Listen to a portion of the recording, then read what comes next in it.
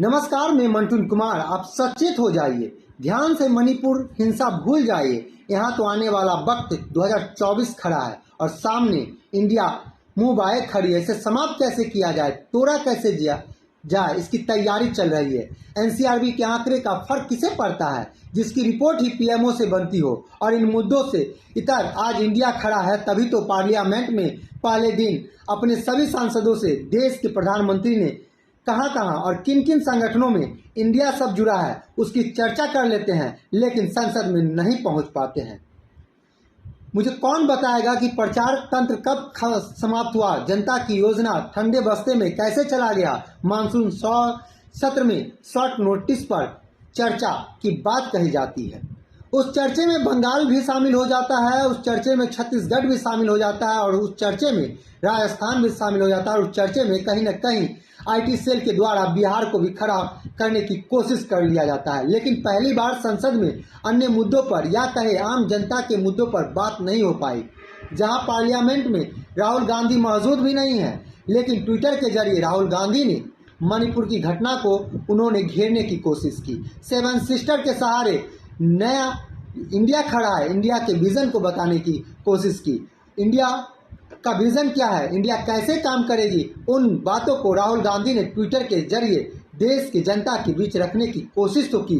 मेघालय में भी मुख्यमंत्री आवास के बाहर जो हुआ वो किसी से छुपा हुआ नहीं है। मतलब इंडिया मजबूती के साथ खड़ा हो गया और तभी देश का बीजेपी तिलमिला गया, एनडीए तिलमिला गया। और कैसे जो है इंडिया को खत्म किया जाए, तमाम तरह से जो है एजेंडे अपनाए जा रहे हैं। प्रधानमंत्री मोदी गिनाते गिनाते चलते हैं कि इंडिया कहीं नहीं है। न्यू इंडिया की बात की जाती है। न्यू इंडिया के तहत सरकार की योजनाओं को दबाया जाता है। सरकार की योजना जिसमें लाखों करोड़ रुपए से प्रचार में लगा दिए गए, वह मुद्दा गौन हो जाते हैं। लोकतंत्र के मंदिर में जनता की मुद्दे की बात नहीं हो पाती है, क्योंकि कब होगी जनता की मुद्दों की बात। प्रधानमंत्री योजना के माध्यम से देश के जनता को उतारने का जो प्रयास किया गया था, मोदी को रखकर देश में जो विकास की बात की गई थी और वो प्रचार तंत्र में तब्दील होकर खत्म हो गया। 2018 में संसद सत्र चला था और देश के प्रधानमंत्री ने जनता की योजनाओं को व्याख्यान किया, उनसे उपलब्धियों को उन्होंने बताया। जनता के मंदिर में गिनाते गए कि देश की में जो है अब गरीबी कम हो गई है। 2018 में उन्होंने कहा था कि आज़ादी के 70 साल में पहली बार 18 लाख करोड़ रुपए का जो है मुद्रा लोन दिया गया, लेकिन लोन के बाद एनपीए बढ़ने लगा, उस पर संसद में बात नहीं हो पाई। संसद में 2018 में 5 करोड़ लोग गरीबी रेखा से नीचे आ गए, गरीबी रेखा से बाहर निकाल दिए गए। उसकी बात 2018 में हुई थी, जिसका जो है रिकॉर्ड दर्ज भी है। उस पर बात कौन करेगा, कौन गरीबी की बात करेगा, क्योंकि नीति आयोग ने जिक्र ही कर रहा है कि देश में गरीबी फिर से बढ़ने लगी। तो सवाल कौन करेगा कि 2018 में गरीबी घटने की बात कही गई थी, लेकिन अब 2023 आते आते नीति आयोग की रिपोर्ट के अनुसार गरीबी फिर से बढ़ने लगी है। 2000 लोगों को जो बीमा सुरक्षा योजना मिल रहा था वो खत्म हो गया, क्योंकि 20,000 लोगों को यह दिया गया था। 2018 में संसद में ही जिक्र किया गया था, लेकिन वह गिनती के सहारे ही अब कम पड़ गया है। शौचालय निर्माण की बात की गई थी, लेकिन वो उसमें कितने शौचालय व्यवस्थित रूप से काम कर रहे हैं, कितने शौचालय जमीन पर हैं और कितने शौचालय में गेट है या कितने शौचालय सिर्फ पर्दे के सहारे चल रहा है, इस पर सवाल कौन करेगा।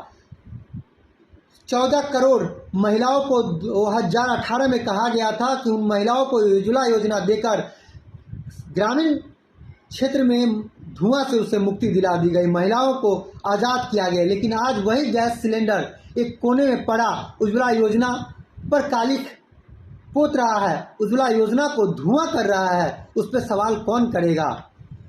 13 करोड़ लोगों को नौकरियां दी गई मुद्रा योजना के तहत, बड़ा योगदान रहा, लेकिन 27,000 ही मुद्रा योजना मिला। क्योंकि और सवाल कौन करेगा कि 13 करोड़ युवाओं को नौकरी 27,000 में कैसे मिल गया। इन योजनाओं पर सवाल कौन करेगा कि किसानों की आय दुगुनी की बात कही गई थी, लेकिन क्या किसानों की आय दुगुनी हुई?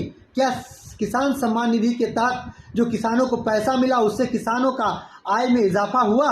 क्या किसानों की जो योजना अन्य योजनाएं थी वो खत्म कर दिया गया? अब जरा सोचिए, और 2 रुपए से भी कम राशि किसानों को किसान सम्मान निधि योजना के तहत प्रत्येक दिन मिलता है और इसके तहत मिलने वाले फसल योजना, किसान बीमा सम्मान योजना, तमाम तरह की जो योजनाएं थे वो खत्म कर दिया गया। केसीसी था, खत्म किया गया। इस पर सवाल कौन करेगा? किसान सम्मान निधि के जरिए प्रचार प्रसार में कितने पैसे खर्च किए गए, इस पर सवाल कौन करेगा? देश में गरीब जो प्रधानमंत्री आवास योजना के तहत आवास मिले, इस पे सवाल कौन करेगा? कितने आवास दिए गए, इस पे सवाल कौन करेगा? स्वच्छ भारत मिशन योजना पे सवाल कौन करेगा? जल जीवन मिशन योजना पे सवाल कौन करेगा? प्रधानमंत्री स्वामित्व योजना पर सवाल कौन करेगा? मातृत्व योजना पर सवाल कौन करेगा? लोकतंत्र की मंदिर में जनता की बात कब होगी?